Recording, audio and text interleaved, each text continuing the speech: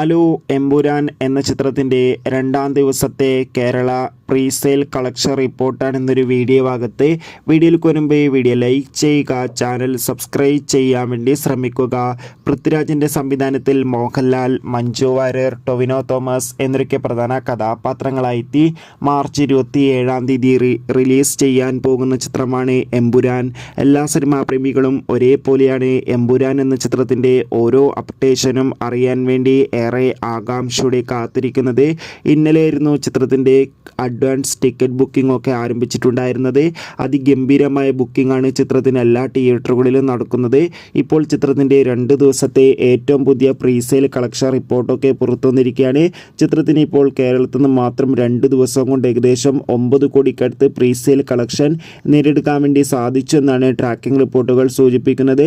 എന്തായാലും കൂടുതൽ കളക്ഷൻ റിപ്പോർട്ടിനായി നമുക്ക് കാത്തിരിക്കാം. അടുത്തൊരു വീഡിയോയിൽ കാണും. ബൈ.